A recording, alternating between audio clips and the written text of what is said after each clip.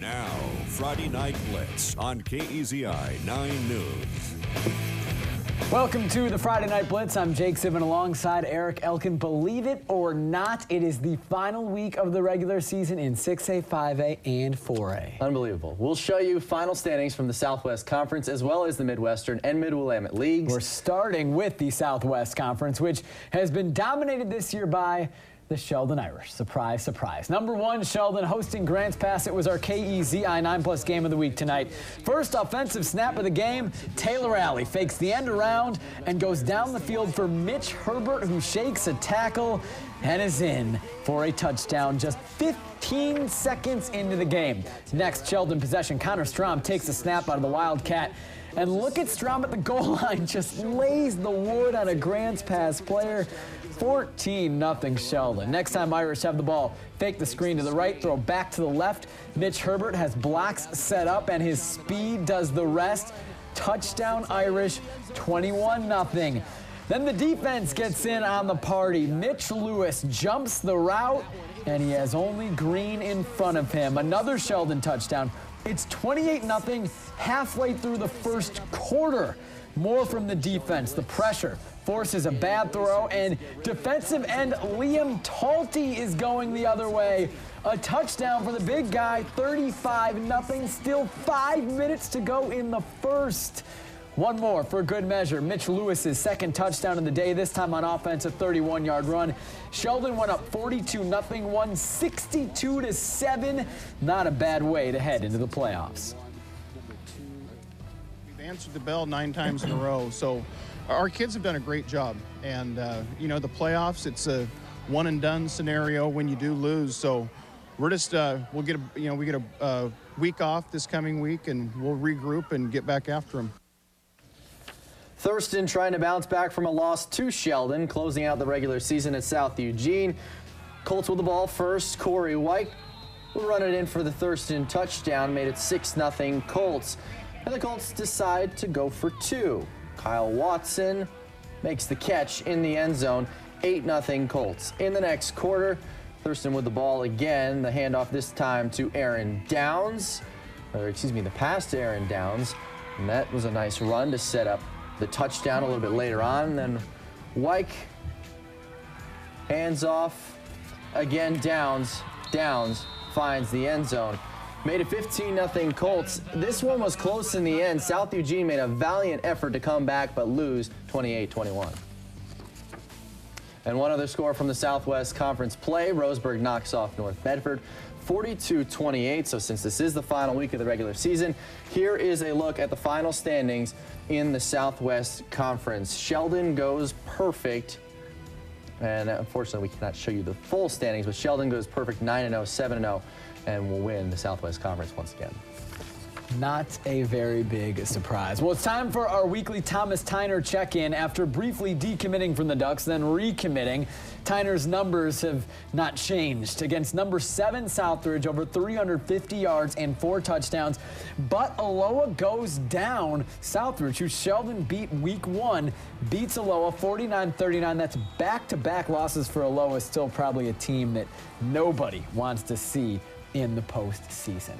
We're going to shift our focus now to 5A, and kind of like with the Southwest Conference, we know who wins the Midwestern League. Marist locked that up last weekend with a 35-14 road win over Springfield. We're going to start with the Spartans, trying to carry a 7-game win streak into the postseason. Ranked number 2 on the road against an improved North Eugene team. Third quarter, 43-0 Marist already. North Eugene's Brett Snyder takes it in for the score. It's the first touchdown of the game for North Eugene, 43-7. Marist, Ben Olive in at quarterback now. Fumbled the snap, but took it in for a touchdown, 49-7 Marist. Ensuing kickoff, Riley McCool returns it all the way for a score, 99 yards, 49-13. Cut the Marist lead, and one more for Marist before it was all done. Zach Capral takes it in. Marist wins 56-13. Springfield dropped to number 7 in the polls after that loss to Marist, looking to lock up second place with a win over Churchill. 20 seconds left in the third quarter. Trevor Watson connects with Jonathan Emerald, catches the ball, a nice little roll, fit some style points there as well. That sets up Springfield for the touchdown. Watson to Dylan Paquette, another Springfield TD. 35-10 Millers. About halfway through the fourth quarter, Springfield first and goal. Emerald takes the carry, runs it in for the touchdown, 42-10. Churchill would score once more, but the Millers win 42-17. Earlier in the week, we brought you the story of Willamette quarterback Blake Nichols, diagnosed with cancer over the summer. Just 4 months later, he made the start tonight at quarterback on senior night. He was supposed to be their starting quarterback coming into this season. This is Tanner Cantwell in a QB now to Mitch Crownover, takes it in for the touchdown. Willamette up 6-0. Extra point, no good. Marshfield responds. Jason Sweet runs it in, ties the game up at 6-6. But it was all Wolverines from there. Bryce York up the middle, gets into the end zone, doubles the Willamette, makes Willamette doubling Marshfield 12-6. And then he doubles the lead with another touchdown. Blake Nichols finished 1 for 2. He came in towards the end, completed a few passes, and Willamette wins 35-6. So here's a look at the final standings in the Midwestern League.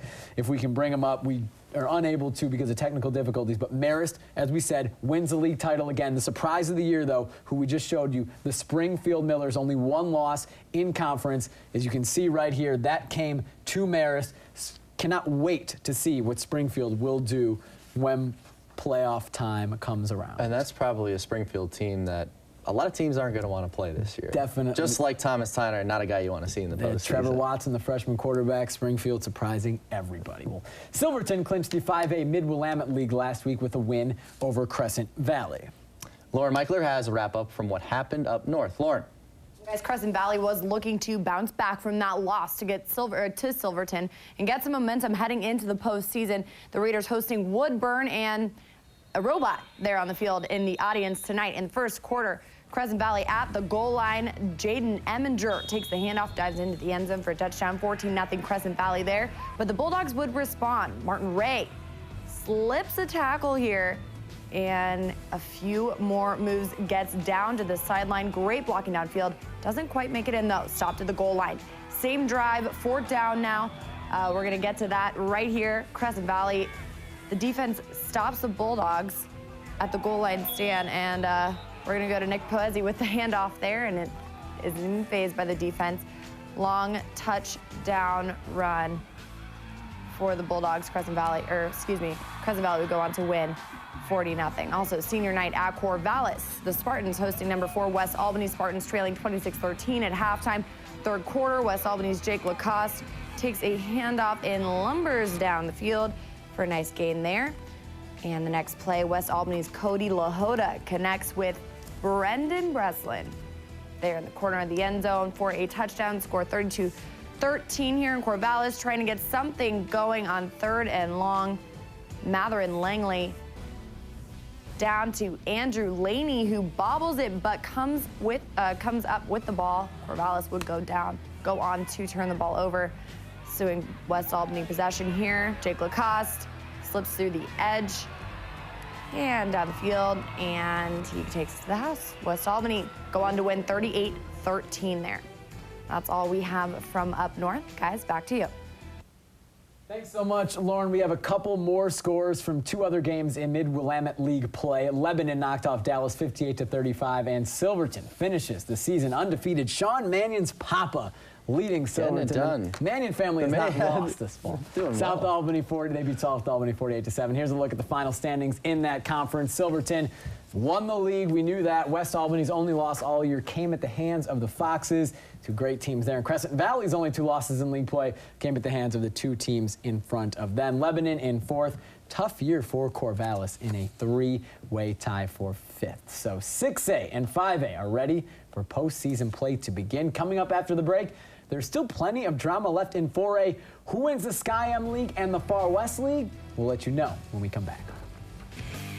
Welcome back to Friday Night Blitz on KEZI 9 News. Welcome back to the Blitz. Jake Zivin alongside Eric Elkin. We showed you 6A and 5A. It was also the final week of the regular season in 4A. And the schedule makers couldn't have done a better job, as both the Sky-Am and Far West leagues were decided tonight.